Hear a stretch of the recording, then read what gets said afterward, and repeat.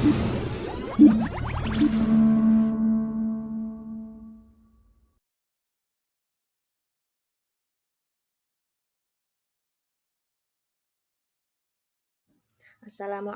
warahmatullahi wabarakatuh. Nama saya Ilma Nafia, NIM 2219014. Di sini saya akan menjelaskan 3 tema yang telah dipelajari pada pertemuan sebelumnya. Tema yang pertama yaitu strategi pembelajaran. Strategi pembelajaran adalah rangkaian rencana kegiatan yang di dalamnya terdapat penggunaan metode dan pemanfaatan berbagai sumber daya dalam suatu pembelajaran untuk mencapai tujuan tertentu.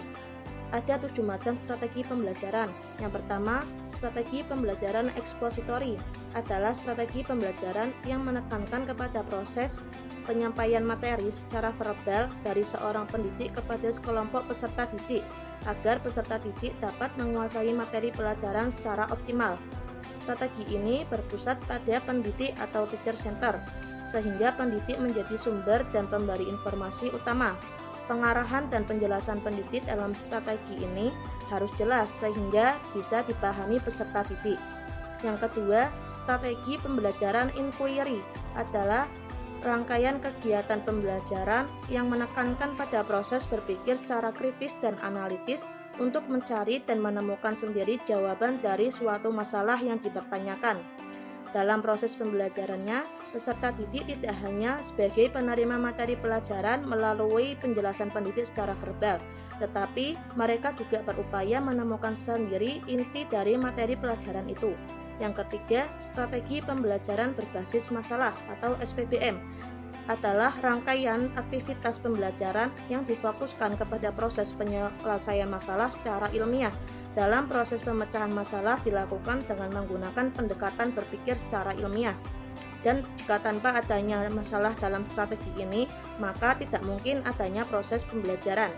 Yang keempat, strategi pembelajaran peningkatan kemampuan berpikir atau SPPKB merupakan strategi pembelajaran yang menekankan pada kemampuan berpikir siswa. Dalam strategi ini mengedepankan pola berpikir, sehingga pembelajaran ini lebih bertumpu pada pengembangan kemampuan siswa dalam berpikir melalui fakta maupun pengalaman.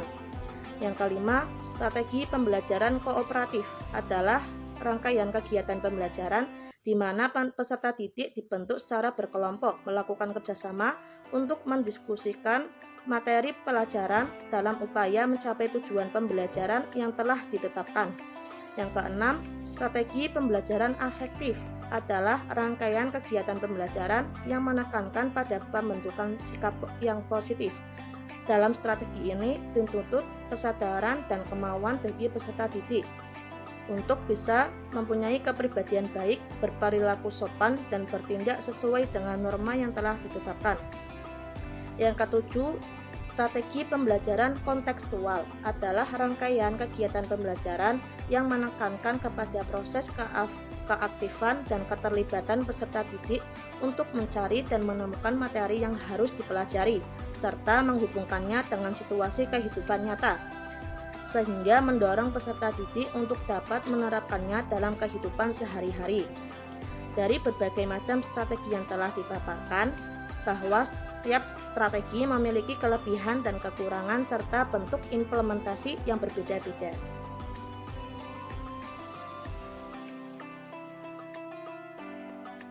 Tema yang kedua yaitu tentang alat dan media dalam pembelajaran.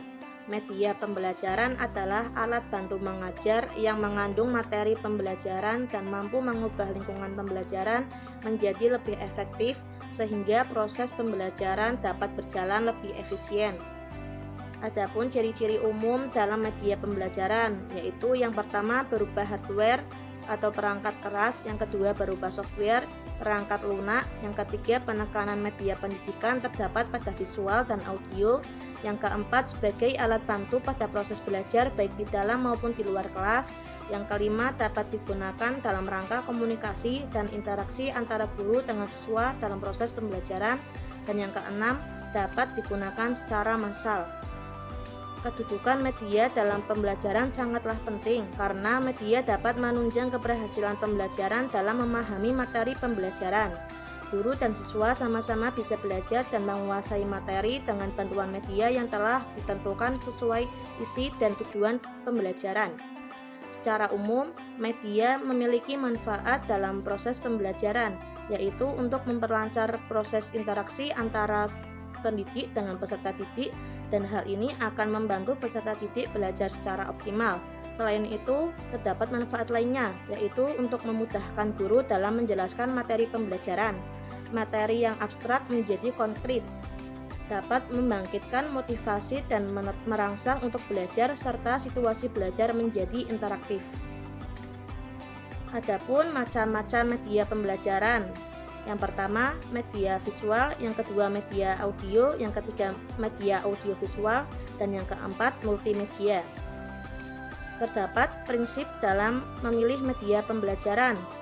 Antara lain, yang pertama, efektivitas media pembelajaran, yang kedua, taraf berpikir siswa, yang ketiga, interaktivitas media pembelajaran, yang keempat, ketersediaan media pembelajaran, yang kelima, minat siswa terhadap media pembelajaran, yang keenam, kemampuan guru menggunakan media pembelajaran, yang ketujuh, alokasi waktu, yang kedelapan, fleksibilitas media pembelajaran, yang kesembilan, keamanan penggunaan media pembelajaran, dan yang kesepuluh, kualitas teknis media pembelajaran. Adapun langkah-langkah penting dalam penggunaan media pembelajaran, yaitu yang pertama, persiapan sebelum menggunakan media, yang kedua, pelaksanaan penggunaan media, yang ketiga, evaluasi, dan yang terakhir, tindak lanjut. Selanjutnya, tema yang ketiga yaitu tentang evaluasi dan umpan balik.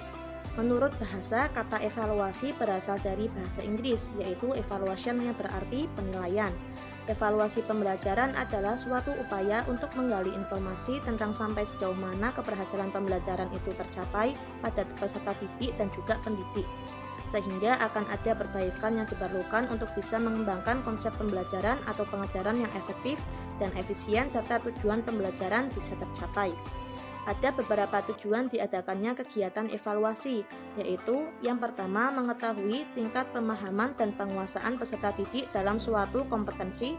Yang kedua, untuk memecahkan masalah dan kesulitan yang dihadapi dalam kegiatan pembelajaran.